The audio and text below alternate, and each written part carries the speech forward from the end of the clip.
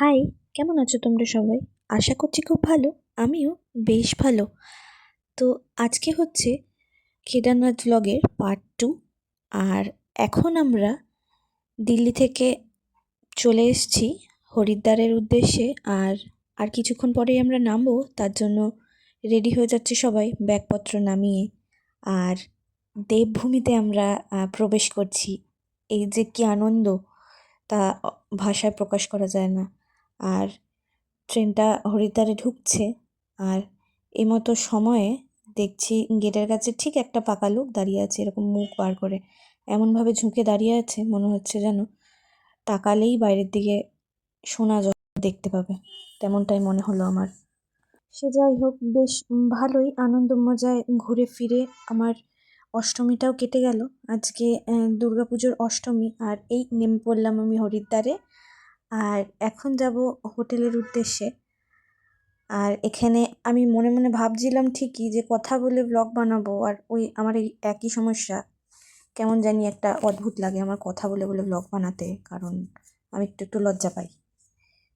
যাই হোক, আমরা টোটোয় উঠে পড়েছি, আমরা যাচ্ছি হোটেলের উদ্দেশ্যে।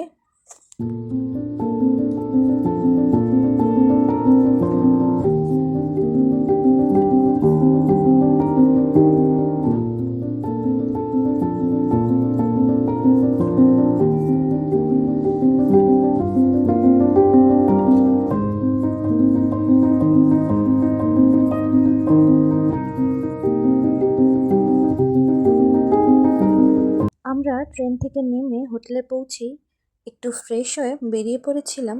পরের দিনে আমরা যেহেতু কেদারনাথ যাত্রা শুরু করব, তাই কিছু খাবার আনার জন্য, যেমন ফল, ড্রাই ফ্রুটস এইসব কেনাকাটির ছিল। তারপর রেনকোট, আরও বেশ কিছু জিনিস প্রয়োজনীয়, যে সমস্ত রাস্তায় আমাদের কাজে লাগবে সে সমস্ত কিনে আমরা তারপর আবার চলে যাব হোটেলে।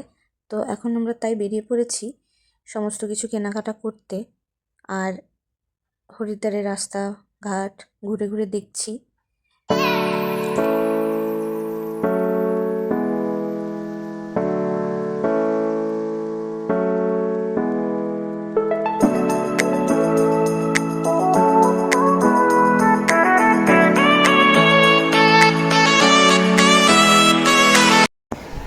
তিনটে জনশতাব্দী এক্সপ্রেসে উঠে আমরা পৌঁছালাম 8:02-এ হরিদ্বারে।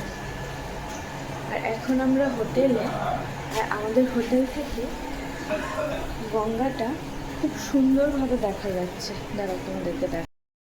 আর এটা হচ্ছে ভোরবেলায় করা ভিডিও, কারণ রাত্রেবেলা করা ভিডিওটা আমার থেকে কোনোভাবে ডিলিট হয়ে গেছে। আর এখন আমরা চলে যাচ্ছি স্নান করতে, কারণ কিছুক্ষণ পরেই আমাদেরকে বেরোতে হবে। তাই আমরা চলে এসেছি গঙ্গার ঘাটে। আর আমার এতটা ঠান্ডা লাগছে, আর গঙ্গার জলটা এত ঠান্ডা, আমি বুঝতে পারছি না আমি কি করে এখানে ডুব দেব। তবে এখন যে কোনোভাবে আমাকে এখানে স্নান তো করতেই হবে। আমরা চলে এসেছি হরিদ্বারের বিষ্ণু ঘাটে, এখন আমরা ডুব দেব।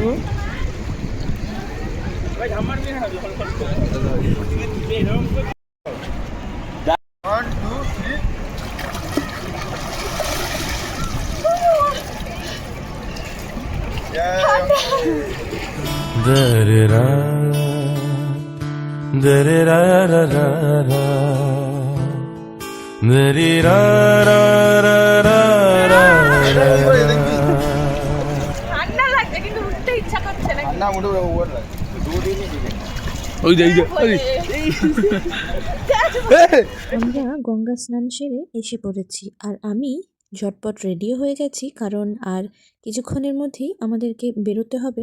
আমরা বেরিয়ে পড়লাম, আর সামনেই রয়েছে আমরা যেই গাড়িটি করে যাব আর নেক্সট বেশ কয়েকদিনের জন্য, এটাই হলো আমাদের বাহনদেব, যার সাথে আমরা ঘুরব। আর গাড়ি এসে পড়েছে যেহেতু, সমস্ত লাগেজপত্র আগে উঠিয়ে নিতে হবে, তারপরে আমরা আমাদের গন্তব্যের উদ্দেশ্যে রওনা দেব।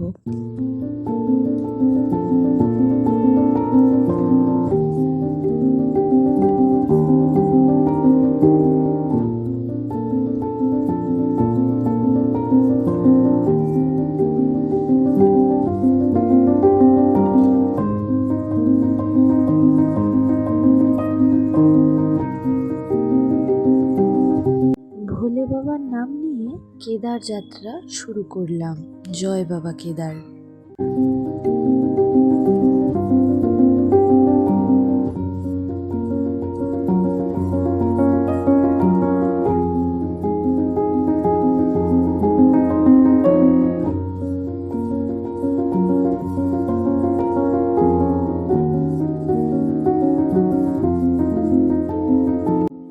যে দূর থেকে দেখা যাচ্ছে পাহাড়, আর পাহাড় দেখলেই মনের মধ্যে অদ্ভুত আনন্দ হতে থাকে।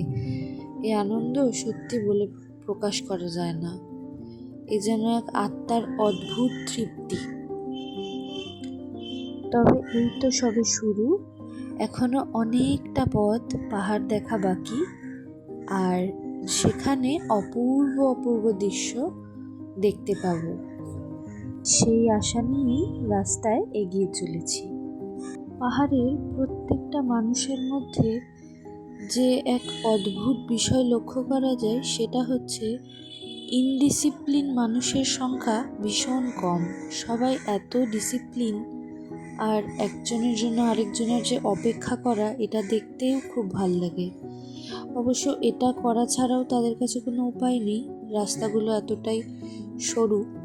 অনেকটা রাস্তা অতিক্রম করার পর প্রথমেই আমরা এসে থামলাম দেবপ্রয়াগে, যেখানে দুই স্বর্গীয় নদী ভাগীরথী আর অলকানন্দার মিলনস্থল, যা পবিত্র গঙ্গা তৈরি করে। যা এখন যেখান থেকে আমি দেখছি ভালোই দৃশ্যমান, কিন্তু আমাদের তো তাতে হচ্ছে না। সামনের থেকে গিয়ে চাক্ষুষ করার জন্য আমরা চলে গেলাম অনেকগুলো সিঁড়ি নিচে নেমে, কিন্তু ফেরার পথে বাকিটা তো ইতিহাস।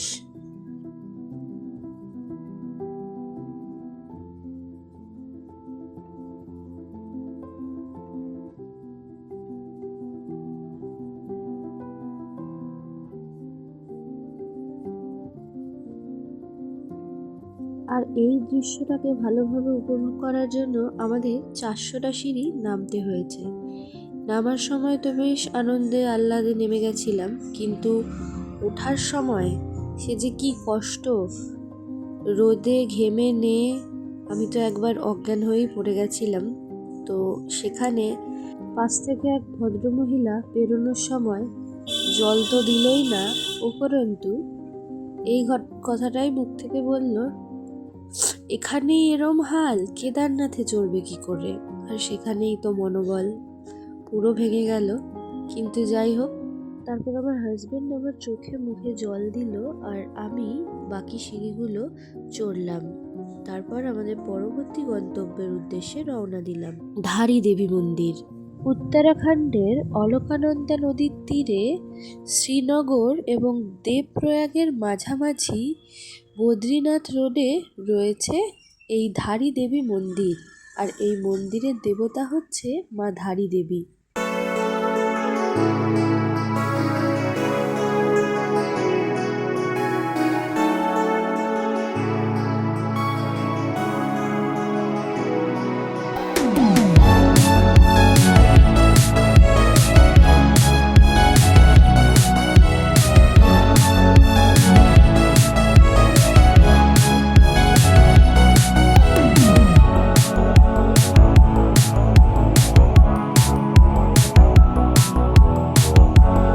সকাল থেকে বেশ অনেকটা পথ অতিক্রম করে চলে এসেছি, আর সেই দেবপ্রয়াগের আগে করেছিলাম ব্রেকফাস্ট, আর তেমন কিছু খাওয়া হয়নি সেমনভাবে।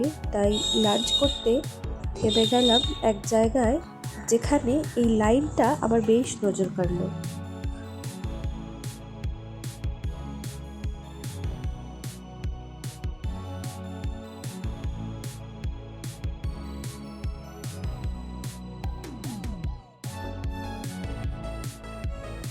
লাঞ্চের পর এক টানা ছিলাম গাড়িতে। এখন বাজে 8:45 মতো, আর আমরা এসে পৌঁছে গেছি সীতাপুর, যেটা সোনপ্রয়াগ থেকে সামান্য আগে। আর এখানেই আমরা রাত্রিরে থাকবো, এবং তারপর সকাল থেকে হবে আমাদের যাত্রা শুরু। আর এখান থেকে সোনপ্রয়াগ মাত্র কিছুটাই দূরে। আমরা বেরিয়ে পড়েছি ফ্রেশ হয়ে রাস্তাঘাটটা একটু দেখার জন্য। আর একটু ঘুরে দেখছিলামও, আর ডিনার করে চলে যাব একেবারে রুমে, যাতে করে সকালে তাড়াতাড়ি উঠে যাত্রাটা শুরু করা যায়। খুব বেশি টায়ার্ড থাকার কারণে ডিনার করার পর আর তেমন ভিডিও বানানো হয়নি, হয়ে গেছে সকাল। আমরা সীতাপুর ছেড়ে বেরিয়ে যাচ্ছি, আর আজকেই শুরু হবে আমাদের 22 কিলোমিটারের যাত্রাপথ। এখন হচ্ছে ভোর 4:30, আর সীতাপুরের পরের স্টপেজ সোনপ্রয়াগ। এখানে সমস্ত ট্যুরিস্টদের রেজিস্ট্রেশন চেকিং হচ্ছে, আর সবাইকে দেওয়া হচ্ছে একটা করে টোকেন। আমরা সীতাপুর ছেড়ে চলে এসেছি, আমরা এখন আছি সোনপ্রয়াগে, আর এখন আমরা যাত্রা শুরু করব। জয় শ্রী কেদার, হর হর শম্ভু। দেখা হচ্ছে নেক্সট ভিডিওতে, ততক্ষণের জন্য বাই, টেক কেয়ার।